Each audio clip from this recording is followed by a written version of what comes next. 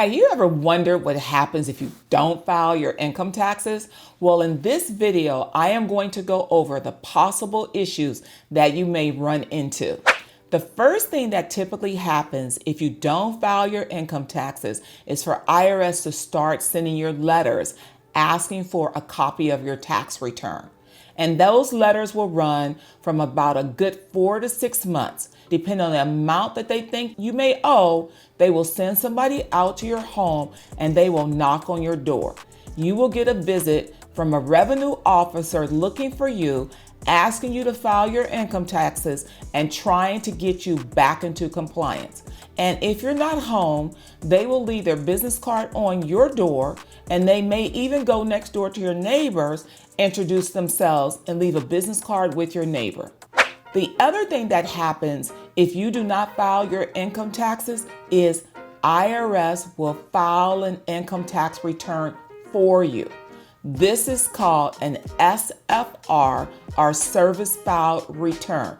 That means IRS is going to look in their database and try to determine how much income they think you've made, and then they will file a tax return, typically a single tax return with you filing as a single individual with no dependents, and then they will use the income that they have and they will automatically generate a tax return for you.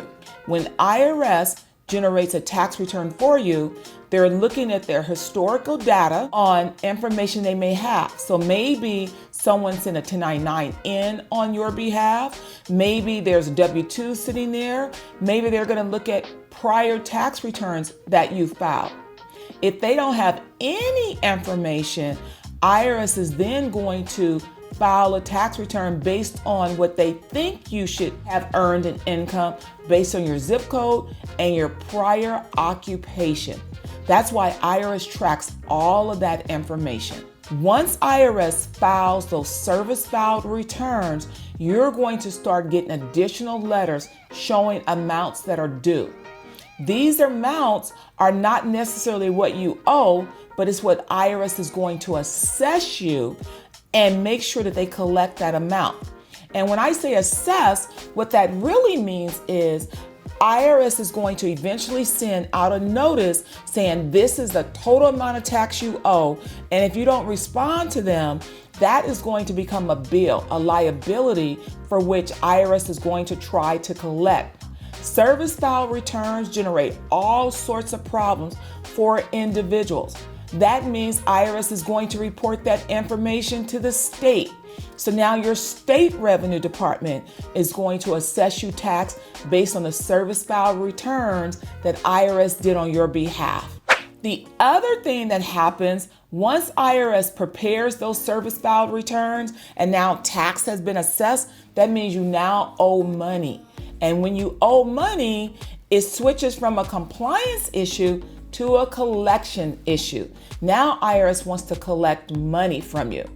In order for them to collect money, they're going to start their normal series of letters that starts with a balance due letter, then it starts a reminder letter, then it starts, well, we've been trying to get in touch with you letter. Then you start to get the letter that says, we have reached out to you and this is your notice that we have a notice to intent to levy. That's a CP 504 notice that is going to come to you, and it's typically going to come to you certified return receipt. That is your first indication that IRS is going to start to look for assets, cash, stock, crypto accounts, whatever you have. IRS is going to start to look for it so that they can levy your assets. They are then going to get aggressive and send you a final notice of intent to levy.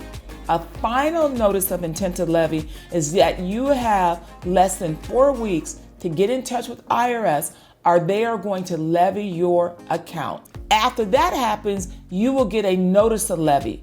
A notice of levy is just letting you know IRS has sent out to all third parties information letting them know that they want whatever assets are sitting in your name. How does IRS know who these third parties are?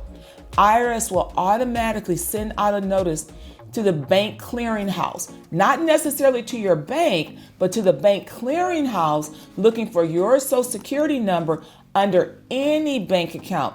So whether you bank at Wells Fargo, whether you bank at Chase, or whether you bank at your local bank, IRS is going to be made aware of it because the banks are going to have to respond to IRS and they're going to have to remit money on your behalf.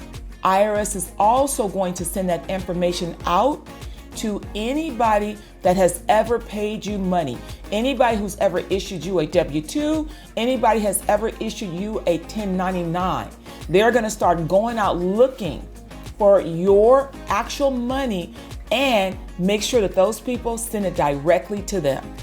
The other thing that happens when you don't file your tax returns is you opt yourself out of the federal tax system, which means that you opt out your children from applying for college.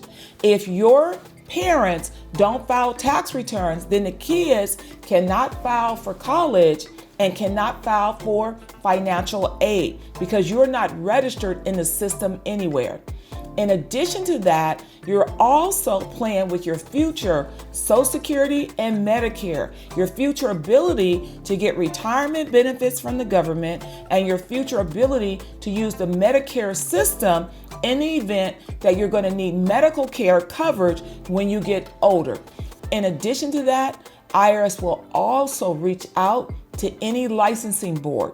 If you have a license, a real estate license, a tax license, insurance license, law license, medical license, IRS is going to issue out to all governing board to hold your license hostage until you come into compliance, until you file your tax returns. So when you do not file your tax returns, you can end up in a lot of bad situations, not even knowing it. The other thing that can happen, and this is something that can happen, and it can actually take a lot of time to correct, IRS will file a tax lien against your credit report. And even when you clear the matter up with IRS, doesn't mean IRS is going to go back and remove the tax lien.